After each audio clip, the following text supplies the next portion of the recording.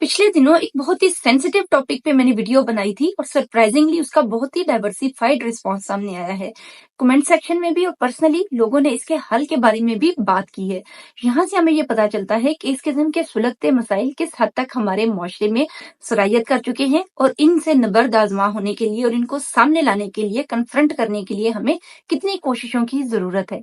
ऐसे गंदा ख्यालात जो सोशली या मॉरली इनकरेक्ट हैं और हम उनसे जान छुड़ाना चाहते हैं, इसके हल के ऊपर आज हम बात करेंगे। ऐसे ख्यालात गैर सेहतमंद हैं और आपको इनसे छुटकारा पाना होगा। हिस्ट्री में ऐसे वाकयात का तसलसल मिलता है जिसके बाद हम ये कंक्लूड कर सकते हैं करीबी रिश्तों में बाहम ताल्लुक के नतीजे में पैदा होने वाले बच्चे कमजोर होते हैं और जेनेटिकली वो अक्सर ज्यादा देर जी नहीं पाते या बहुत सी बीमारियों का शिकार होते हैं।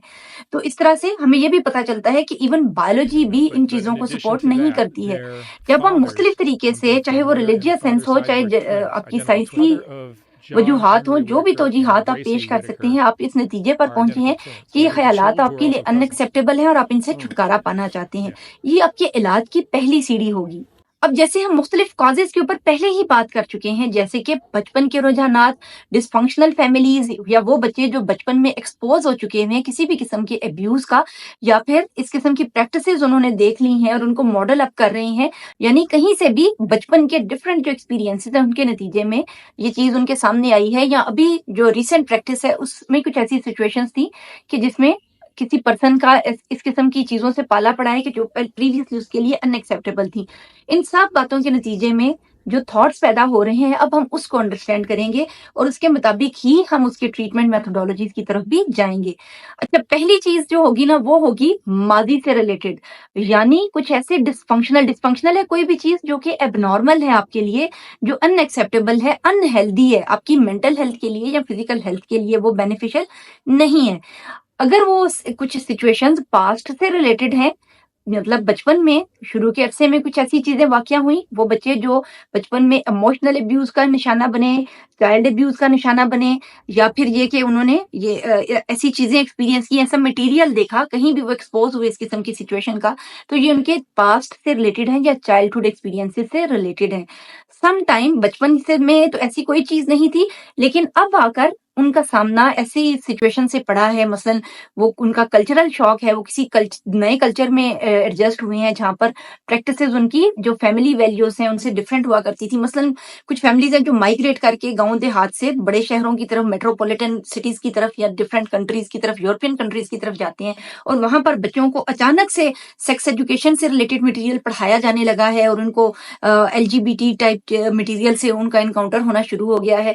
तो भी चांसेस हैं कि बच्चे बहुत सी ऐसी चीजें, प्रागंदा ख्यालात जो कि उनके लिए अनएक्सेप्टेबल हैं या उनकी फैमिलीज के लिए अनएक्सेप्टेबल हैं, वो उनका शिकार होना शुरू हो गए हैं और अब अंदर ही अंदर वो परेशान है कि दरअसल ये क्या चीज है, शुरू हो गई है और इससे मैंने कैसे छुटकारा पाना है। तो ये हमारे पास दो तरह के एक तरह से इसके ऊपर ही हमारा जो ट्रीटमेंट मेथोडोलॉजीज है वो बेस करेंगी। अगर पास्ट से रिलेटेड है, बचपन से रिलेटेड है, तो हमें जरूरत है इनसाइटफुल साइकोडायनेमिक थेरेपीज की। इनसाइटफुल साइकोडायनेमिक थेरेपीज क्या है? अगर आप किसी मेंटल हेल्थ प्रोफेशनल से अप्रोच कर सकते हैं तो बेस्ट प्रैक्टिस तो यही है कि आप किसी साइकाइट्रिस्ट से या साइकोलॉजिस्ट से मशावरत हासिल करें। लेकिन इनसाइटफुल साइकोडायनेमिक थेरेपीज में वर्ड आ रहा है इनसाइट का, यानी कन्फ्रंट करना, वो रिप्रेस्ड मटेरियल, वो बैड चाइल्डहुड एक्सपीरियंसेस जो आपको हॉन्ट कर रहे हैं, परेशान कर रहे हैं और दरअसल एक फाउंडेशन फराहम कर रहे हैं इस किस्म के किसी भी थॉट्स की। तो वो चीजें जो कि आपके लिए परेशान कुन है, मसलन बचपन का एक्सपीरियंस है, किसी के सुतेले पेरेंट्स का, माँ बाप का, बहन भाई का, कोई भी ऐसी चीज है जो कि बचपन में आपके लिए अलार्मिंग थी, ट्रॉमेटिक थी, उसने आपको हिला के रख दिया, आपकी पर्सनैलिटी को शेक किया, स्पेशली जिनसी पॉइंट ऑफ व्यू से, या सेक्सुअल अब्यूज या इमोशनल अब्यूज किया है, तो वो आपकी जो ट्रिगर हो रही है वो इन थॉट्स में वो ट्रिगर हो रही है। ये जो रिप्रेस्ड मटेरियल है जो आपने अपने अनकॉन्शियस में दबा दिया है, इसको सामने लाएं, इसको कन्फ्रंट करें। कन्फ्रंट्रेशन का तरीका क्या है? एक तरीका तो है हमारे पास सेल्फ हिप्नोसिस का। सेल्फ हिप्नोसिस यानी अपने आप को ट्रांस में लेकर जाना, बिल्कुल एक स्लीप स्टेट में जिसमें हमारी जो ब्रेन वेव्स हैं वो बिल्कुल रिलैक्स है और कामिंग है। उस टाइम पर उस इवेंट के बारे में सोचना और उसको पूरी तरह से उस मेमोरीज को अपने कॉन्शियस जहन में लेकर आना और फिर उसको अपने इमेजरी एक्सरसाइजेस होती हैं जिसमें हम उनको कहेंगे कि ये सारे थॉट्स मेरे ज़हन से निकल गए हैं। यानी आप अपने ज़हन को इवैक्यूएट करते हैं, खाली करते हैं, उनके बारे में इनसाइट गेन करते हैं। यानी आपको ये पता चलेगा कि ये जो मेरे थॉट्स हैं, ये मेरे अपने नहीं हैं, बल्कि ये इस वजह से हैं कि मेरे अंदर कोई ऐसा ग़लाज़त भरा मटीरियल पड़ा हुआ है जिसकी सफाई ज़रूरी थी और उसकी क्लींजिंग मैंने कर दी है। ये बिल्कुल ऐसे ही है कि जैसे हमारे बाथरूम के अंदर क्लॉग हो जाते हैं ना, हमारे ड्रेन क्लॉग हो जाते हैं, तो हम क्या करते हैं, हम उस क्लॉग का ढक्कन उठाते हैं और उसमें से जो गंद बला निकलेगा वो सारा निकाल के बाहर फेंक देते हैं। तो हम ये समझेंगे कि ये जो बाथरूम है ये गंदा नहीं था, उसमें एक नाली थी जिसके अंदर मटेरियल गंदा फंसा हुआ था और हमने वो निकाल फेंका है। इसी तरह से जो इनसाइट थेरेपीज हैं ये हमें हेल्प करती हैं कि हमारे अनकॉन्शियस में ऐसा रिप्रेस्ड मटेरियल जो अनवांटेड था और हमने उसमें फेंक दिया है, वो हम निकाल के साफ कर लेते हैं। एक होगी हमारे पास सेल्फ हिप्नोसिस की टेक्निक, और दूसरी टेक्निक अगर आपको ये समझ नहीं आई या आप नहीं प्रैक्टिस कर सकते तो easiest method is diary writing. आप एक डायरी के ऊपर अपने पास्ट के इवेंट्स लिखेंगे, चाइल्डहुड एक्सपीरियंसेस लिखेंगे और उसके सामने वाला सफा आप खाली छोड़ देंगे।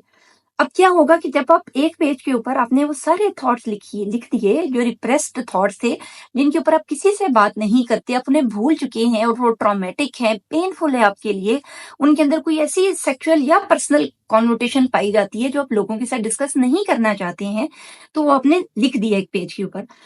जब आप वो लिख चुकेंगे तो 1 डे या 2 डे, 1-2 दिन के वक़्फ़े के बाद या कुछ गैप के बाद, आप उसके सामने वाले पेज के ऊपर उस सारे मटेरियल को री-रीड करके ऐसे तरीके से लिखेंगे जो लेस पेनफुल होगा और ज़्यादा रैशनल होगा, उसकी रैशनलाइज़िंग करेंगे।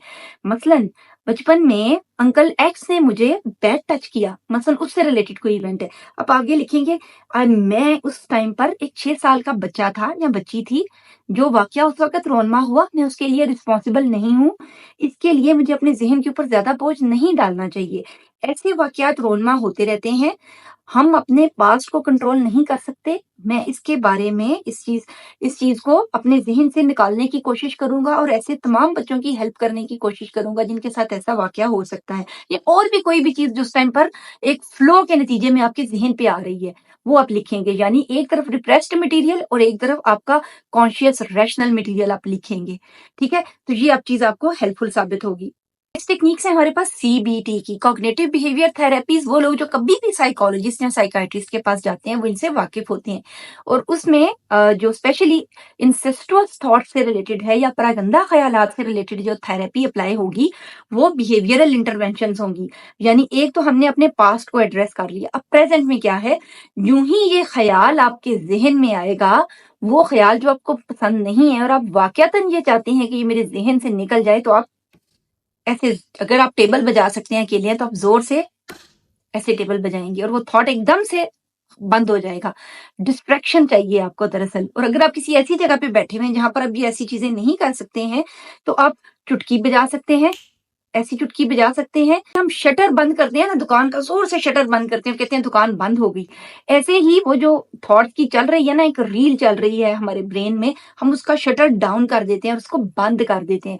ये हमारा कॉवर्ट बिहेवियर होगा, यानी वो बिहेवियर जो हम खुद अपने अंदर प्रैक्टिस करेंगे और ये इन थॉट्स को बंद करेगा।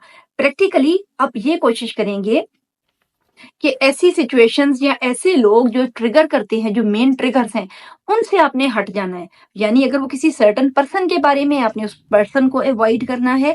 अगर कोई कंटेंट है ऐसा जिसको आप रीड करते हैं, देखते हैं, तो आपने उस कंटेंट को छोड़ना है। अपने प्रैक्टिकल एफर्ट्स करनी है कि जिसमें ऐसी सिचुएशंस ना क्रिएट हो जो आपको ट्रिगर फ्राहम करती हो, तो अपने ट्रिगर को क्लोज डाउन करना है। ये हमारी बिहेवियरल इंटरवेंशन होगी, ट्रिगर बंद करना। जो हमने थॉट स्टॉपिंग की है, डाइवर्ट किया अपने थॉट को, शटर डाउन किया है, ये हमारी जहन की टेक्निक है, कॉग्निटिव टेक्निक है, यानी कॉवर्ट बिहेवियर, यानी अपने जहन के ऊपर हमने कंट्रोल किया है। और पास्ट में हम इनसाइटफुल थेरेपी, जैसे मैंने आपको डायरी राइटिंग का या सेल्फ हिप्नोसिस का तरीका बनाया है, इसको हम प्रैक्टिस करेंगे। तो मेनली अगर आप किसी साइकोलॉजिस्ट के पास भी जाएंगे, वो यही टेक्निक्स अप्लाई करते हैं आपके साथ। आर्टिफिशियल इंटेलिजेंस से थोड़ी सी हेल्प ले लें। आपके पास बहुत सा मटेरियल गूगल से, आप इंटरनेट से डाउनलोड कर सकते हैं, सेल्फ हेल्प कर सकते हैं। Still if it is not helping you, तो जरूर किसी मेंटल हेल्थ प्रोफेशनल से आप रुजू करें। कोई टैबू नहीं है, कोई प्रॉब्लम नहीं है। अगर आप अपने आप को, अपनी मेंटल हेल्थ को कहीं पे इम्प्रूव करना चाहते हैं, तो जरूरी है कि आप उसके ऊपर थोड़ी सी इन्वेस्टमेंट करें, अपना टाइम लगाएं, एनर्जी लगाएं और अपने आप को ज्यादा बेहतर और हेल्दी पर्सन बनाएं।